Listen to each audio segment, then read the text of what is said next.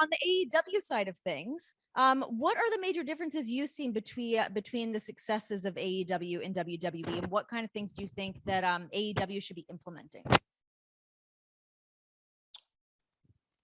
What are the differences in their success? Well, I don't think you can really compare them. It's not apples to apples. Obviously AEW has been really successful over the last 2 years. They've gone from what's an AEW, is that like a plumbers union, to being a very, very successful program in primetime television on a major network. That alone is a major accomplishment. But how do you compare that to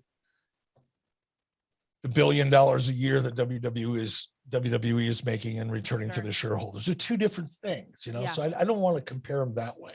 I guess in like a programming way, from a couple hours of wrestling content a week to how stories are told, to wrestlers being signed or wrestlers being released, to the rosters that each company has. Yeah, there's a lot of ground to cover. This will be part one of a 7-part series. Well, this is gonna be right.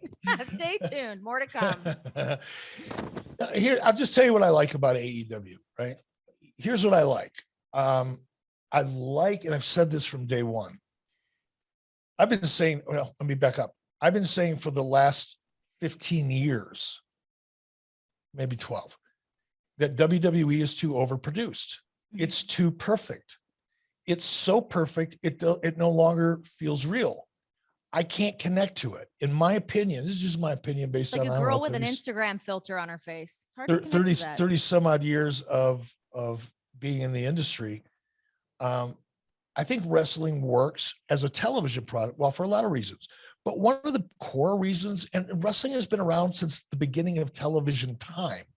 It was one of the most successful network television programs in the beginning of television history. And the reason for that, and it's a lot of the reason why live sports works as well as it does, is it allows the viewer to feel like you're in the arena, right? You're sitting in the comfort of your home, but when live television, live action television, especially wrestling, allows the home viewer to feel like they're in the cheap seats, not at ringside necessarily, but in those seats just above, ringside. Yeah.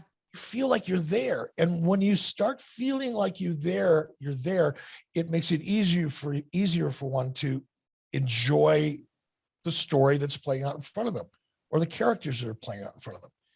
AEW does a great job of creating that sense, allowing the viewer to feel like they're there even when they're not. WWE, on the other hand, when I watch WWE, I feel like I'm in a movie theater watching it by the producers of Disney on Ice. Right. It's too glitzy. Too slick. Just let me see something I shouldn't see. Don't edit out every imperfection. Now, I know it's live television. I shouldn't use the word edit, but don't shoot around every little imperfection. Don't spend quite as much money on all those lights. Right. It's making me feel like I'm in a movie theater and not in an arena. I've never been in an arena that looks like that, unless you're watching a wrestling event from WWE. I don't like that. Speaking of shooting everything, what did you think about Seth Rollins being attacked by a fan the other day? We did get to see some of that on TV before they cut away.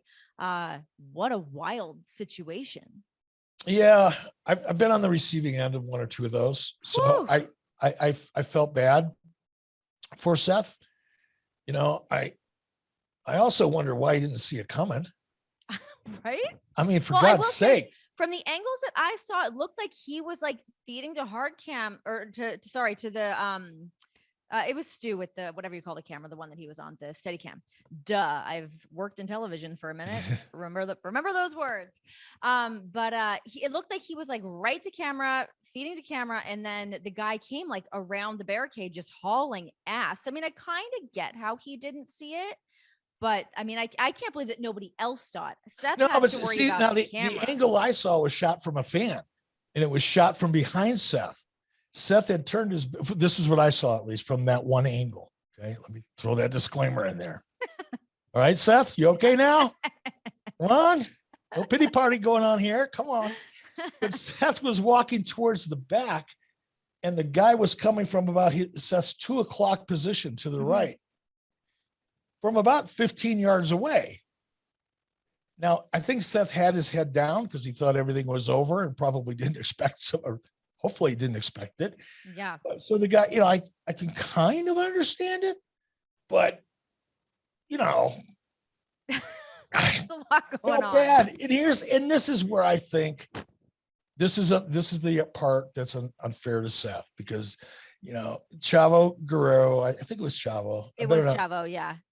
Said, hey, remember when wrestlers were tough? And I thought, that's kind of a stinger. I don't know that I would have done that.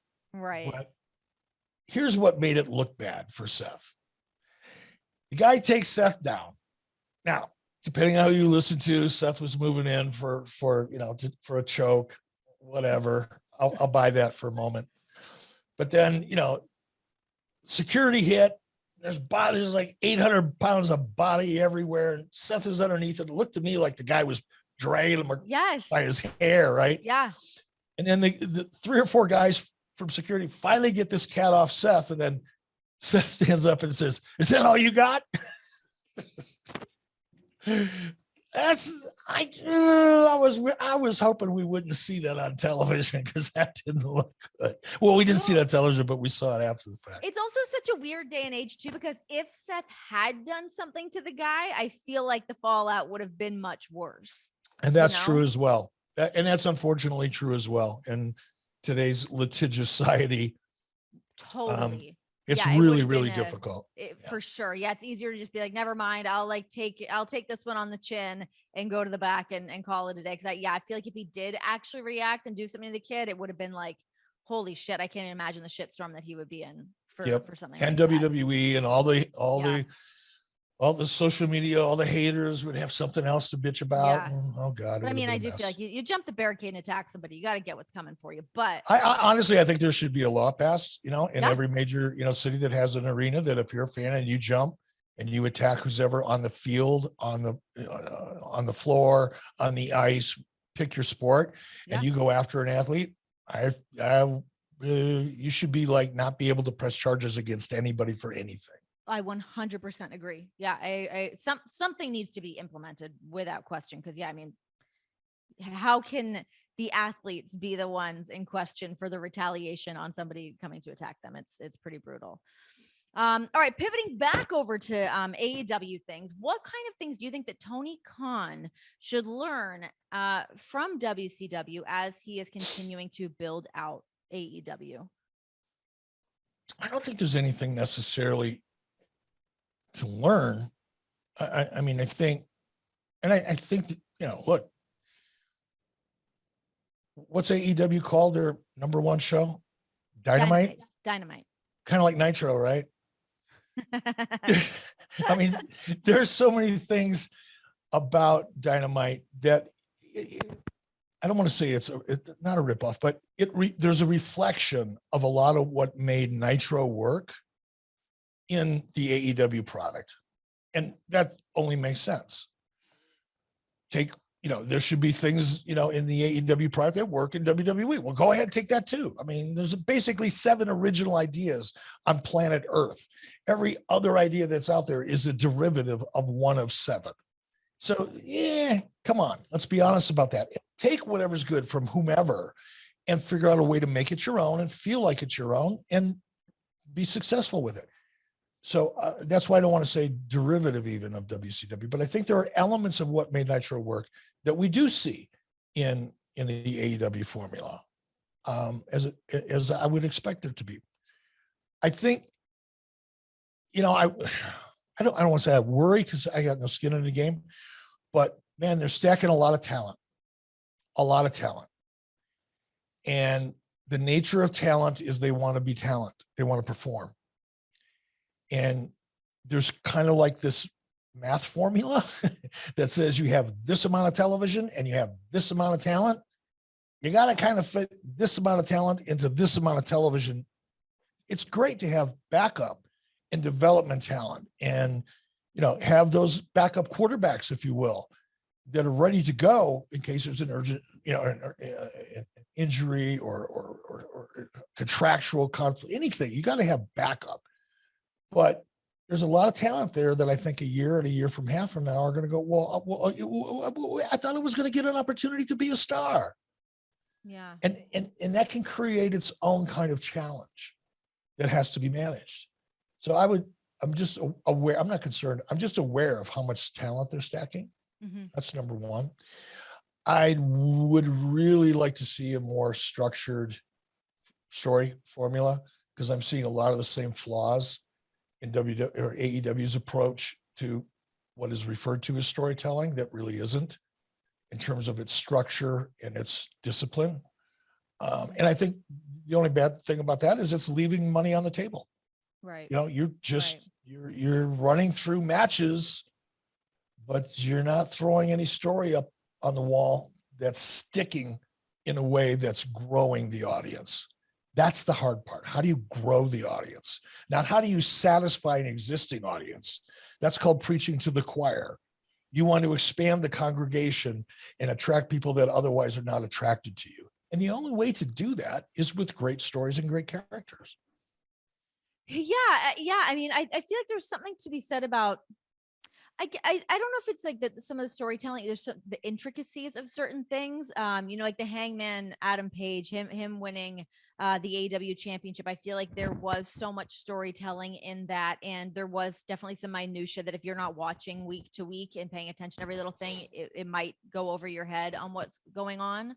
I guess that's sort of the difference between WWE and AEW, where WWE kind of beats you over the head with the storylines and giving you, kind of jogging your memory on what's going on with everything, where I think AEW kind of moves so quickly with everything that they're doing that it can be a little bit hard if you're not watching week to week to remember. I think even to drill down into that, I don't think WWE beats you over the head with their storylines.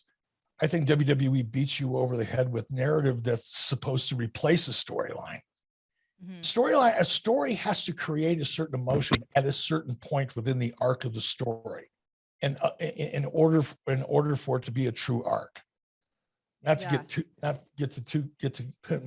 too wacky over it, but simply putting inside baseball with some wrestling talk, putting up matches from week to week to week, and pushing a narrative to try to camouflage the fact that there isn't that architecture that hits those certain beats at the right time within the arc to create the maximum amount of emotion. No, what you're really doing is just telling the announcers what to say and covering whatever's going on in the ring with a narrative that you hope is going to stick.